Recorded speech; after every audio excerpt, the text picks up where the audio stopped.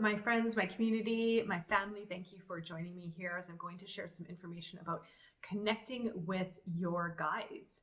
So I've had this question come up a few times before, and I'm going to do my best to translate the feeling and some techniques that you can use and work with to connect with your guides. So there are a couple of things that you can work with. Now, there is going to be communication from your higher self, which is your intuition. That's basically your authentic self connected to greater intelligence. And I've said this before in videos that we are coming from a very desensitized society and very desensitized time in life where we've been very programmed and there's been a lot of distractions, there's just been a lot of chaos, and it's easy to fall into that trap. And actually that's where a lot of us are coming from, but we're now moving. And if you're watching this video, you're very well on your way to something more within yourself. So coming back more into alignment with you, with who you are, with your purpose, and creating a meaningful lifestyle around that. So connecting with your higher self. Now, this is a very important aspect for downloading information, for connecting to your greater intelligence. This is tied to your intuition. This is tied to your heart space, and this is your main guide in life. And again, coming from a society and a culture where we're very programmed, we have a lot of distractions, we have a lot of responsibilities, we lose touch of that. We lose the feeling of connecting with ourself. And I would say, even before going into your guides, I would say practice this first if this is all new for you. But if you're familiar with this, then you can skip ahead to the guides part. But still, I would recommend really practicing connecting with yourself first. And that is the biggest step. Myself, I've been working on this for probably 15 years. I think my first silent retreat was about 15 years ago. And that was probably the first step in the direction to connect with myself. And I would highly recommend meditation every day. Every day. So I meditate in the morning when I wake up, and that's pretty much how I start the day. I connect with myself and I turn everything off. So the more that our mind can be turned off, where it can be silenced, where we can just be in stillness with ourselves and feel into that. And it's a very gentle, very subtle exercise where you'll be able to feel into not only your body, but you're going to start to connect with information not from the mind. And there's a very strong separation from what the mind is telling you versus what your higher self is telling you, or your guides, which I'll get to that in just a moment. And it is a very subtle practice. So when you are making decisions in life, for example, oftentimes neglect listening to our gut or our heart. Or some part in our body might get triggered. We might feel a pain. We might feel tension or something of that nature. Oftentimes we ignore it, but this is our body sending a signal. So our body is very dialed in and in tune with energy within our higher self. So it's very important that we listen to our body, and our body also holds traumas and holds energies and belief systems, the beliefs that become our belief system. And when we can feel into our body and become very sensitive with, oh, I have a heaviness here in my hip, or maybe my shoulders are feeling tense, or I feel a little pain here, it's been chronic. Oftentimes we get used to that pain and we just live with it for the rest of our life. But it's there, we're holding on to something that needs to be let go of. So a lot of this work is, again, coming back into ourself and feeling into our body, understanding our connection with our higher self, which is our intuition, which connects us to the higher intelligence, that's the first step, and that's key.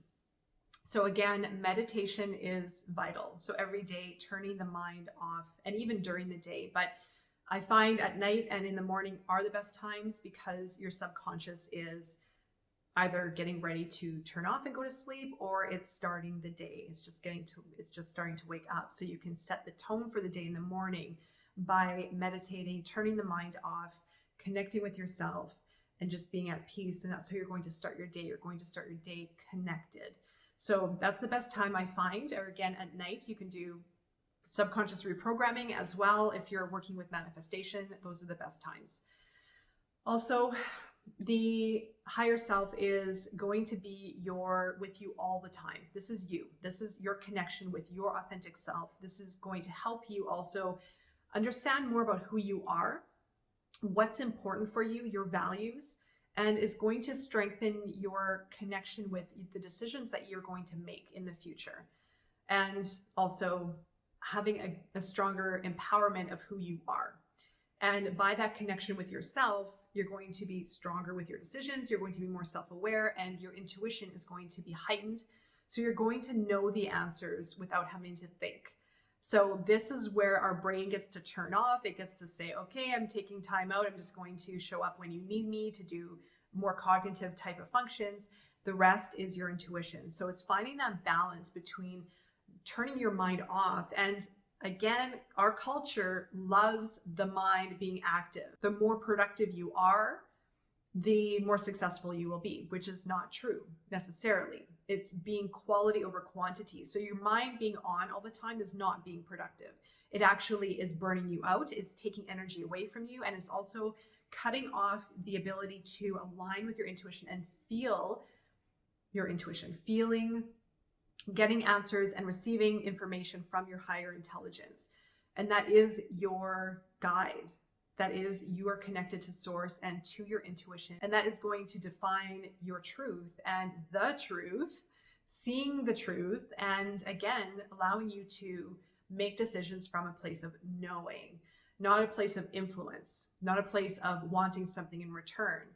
This is your knowing. It's your power, where you can stand in your truth, you can stand in your power and make decisions based on that. And you just know. You don't have to research. You don't have to listen to other people. You just know.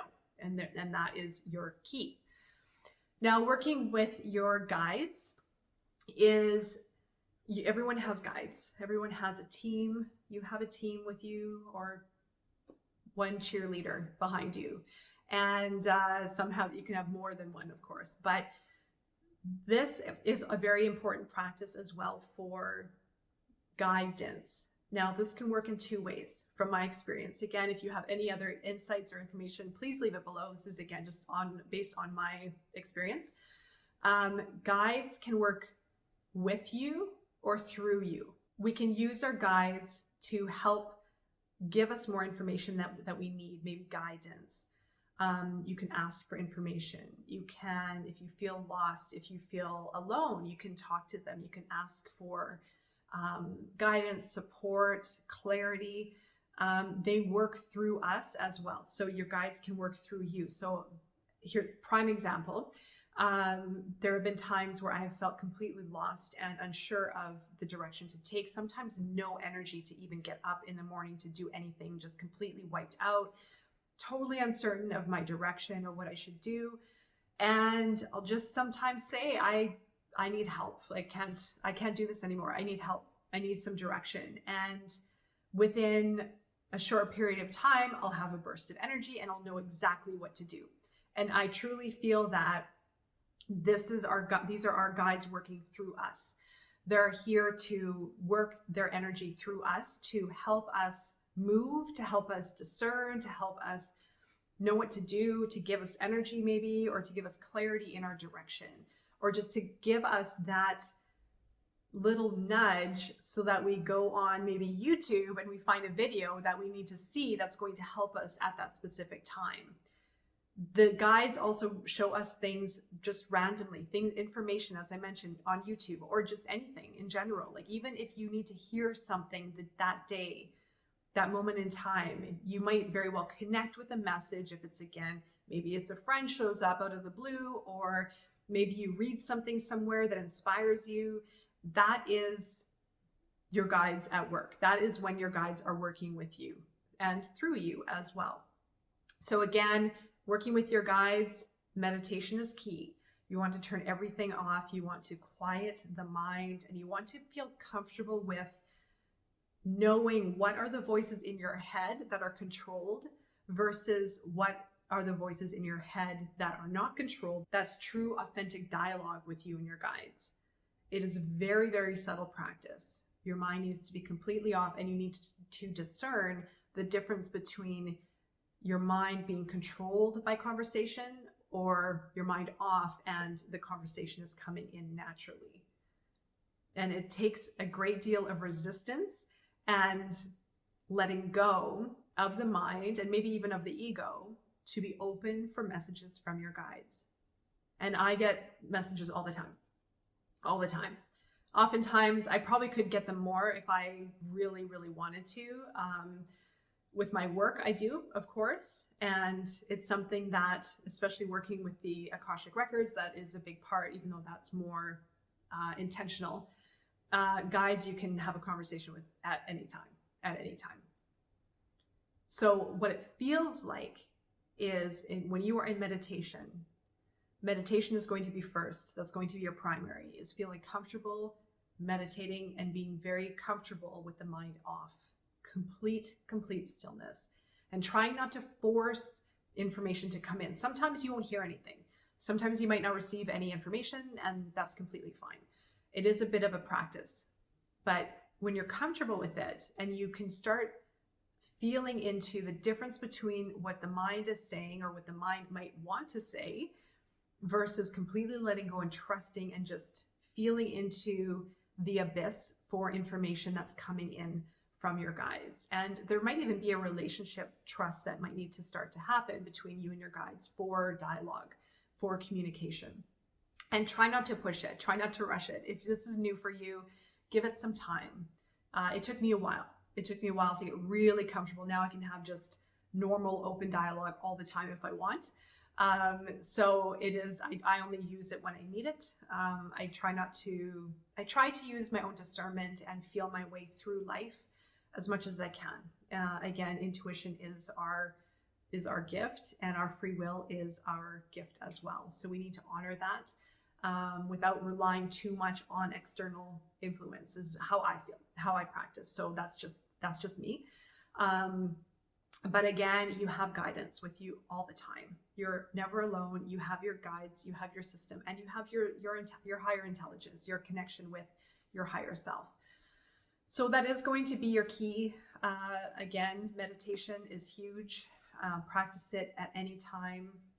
And you can even just have a notebook with you and go into a meditative practice and ask questions. Just ask questions. Who am I? What is my purpose? What do I need to do today? You can also drop into the heart space. That's a great way to also connect because our intuition is also very much connected with our heart. So that also could help open up some of the energy or open up some of the channels to connect with your higher self and possibly your guides. But I recommend having a journal, asking questions, writing things down. And then over time, your questions might also start to change because you're going to develop a greater awareness of yourself and your purpose in life and what's happening and how things are unfolding and what to do next and how to take care of yourself and so forth.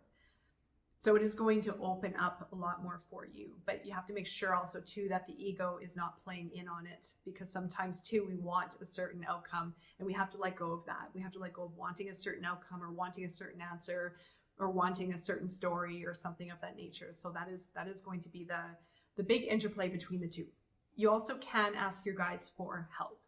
So they are here to help you. If you need assistance, if you need guidance, you can say, hey, you can ask what their names are. You can say, hey, so-and-so, I need help with this. I need guidance with this. They are here to help you and to guide you, to work through you, and to also offer a lot of clarity and assistance with your path forward. I do hope that is offering some insight and finding you when you need it the most. I will be seeing you soon. Until then, take care.